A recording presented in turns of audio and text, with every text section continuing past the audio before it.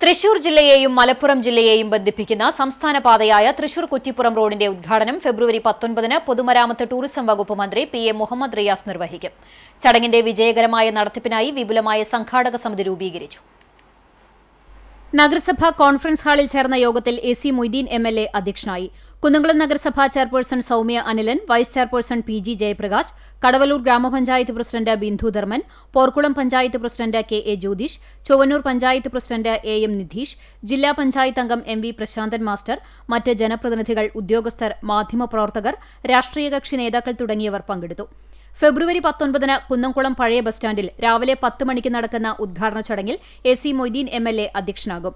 Rebuild Kerala initiative പദ്ധതിയിൽ ഉൾപ്പെടുത്തി ലോകബാങ്കിന്റെ ധനസഹായത്തോടെ KSTP നടപ്പിലാക്കുന്ന പദ്ധതികളുടെ ഭാഗമായാണ് തൃശൂർ പാർമേക്കാവ് മുതൽ കല്ലുംപുറം വരെയുള്ള സംസ്ഥാന പാത നവീകരിച്ചത്.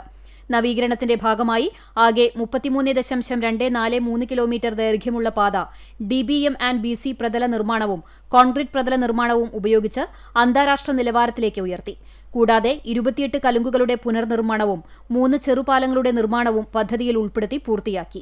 ഇതോടൊപ്പം 19 ബസ് കാത്തിരിപ്പ് കേന്ദ്രങ്ങളും തെരുവ് വിളക്കുകൾ സ്ഥാപിക്കലും ഹൈമാസ്റ്റ് ലൈറ്റ് സ്ഥാപിക്കൽ, ദിശാബോർഡുകൾ, സൂചനാ ബോർഡുകൾ, അപകട സൂചനാ ബോർഡുകളും പ്രവൃത്തിയിൽ ഉൾപ്പെടുത്തി നടത്തിയിട്ടുണ്ട്.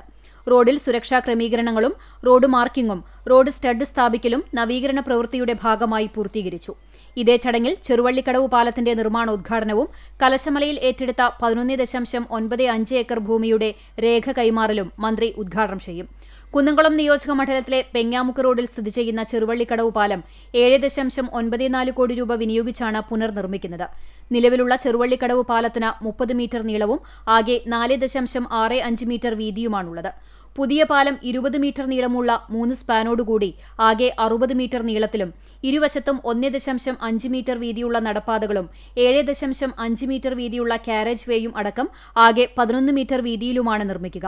പാലത്തിന്റെ ഇരുവശങ്ങളിലുമുള്ള നടപ്പാതകൾ ടൈൽ വിരിച്ച് മനോഹരമാക്കുകയും പാലത്തിന്റെ ഇരുഭാഗത്തും കോൺക്രീറ്റ് കൊണ്ടുള്ള സംരക്ഷണ ഭിത്തി കെട്ടിയുയർത്തി അപ്രോച്ച് റോഡ് നിർമ്മിച്ച് ഉപരിതലം ഇന്റർലോക്കിംഗ് ടൈൽ പാകുകയും പാലം നിർമ്മിക്കുന്ന സ്ഥലത്ത് തടസ്സമായി നിൽക്കുന്ന ഇലക്ട്രിക് പോസ്റ്റുകൾ മാറ്റി സ്ഥാപിക്കുകയും ചെയ്യും.